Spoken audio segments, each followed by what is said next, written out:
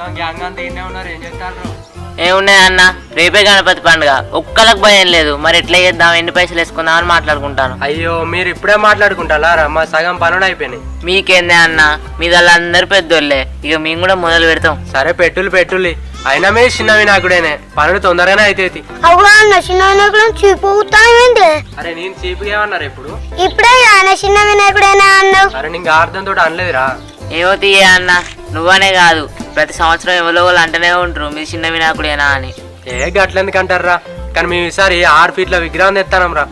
అవి అన్న చూస్తామని ముందుకి 6 ఫీట్లు అని చెప్పి ఎట్లా తక్కువ ఎత్తాను మనల్ని. బిట్టిగా నువ్వుకో అన్న, నువ్వు అనే మాట మాకు అందరికి అర్థమైంది. అరే నేను ఏమన్నా గదే అర్థం చేసుకుంటా లేదురా చిన్న పెద్ద అని. అన్న ఒకటి చెప్తాను, మీ వినాయకుడు పెద్ద అంత మాత్రాన మీ కట్టే కొబ్బరికే కొండ అంత ఉంటుందానే, కొండ బండ లెక్క గీంతే ఉంటది.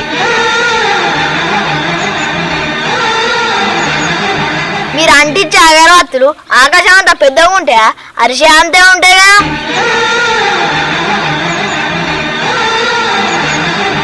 ఎంత పెద్ద వినాయకుడైనా లాస్ట్ రోజు నీళ్ళలో నిమజ్జనం చేస్తాం కానీ పాలలో వేయం కదనే. ఏ వినాయకుడైనా భక్తితోనే పూజ చేయాలి. అరే మీతోటి ఏమన్నా కష్టమే ఉన్నాయి కదా. సరే నేను పోతాను రా, ఇక మాకు బాగా పని ఉన్నది. అవి చూసినా అనే పని బాగున్నాయని చెప్తాను కదా, మళ్ళీ పెద్ద వినాయకుడనే కదా. అరే మీకు దండం రా, ఇక మిమ్మల్ని మందలిచ్చి తప్పి ఇది రియలైజేషన్.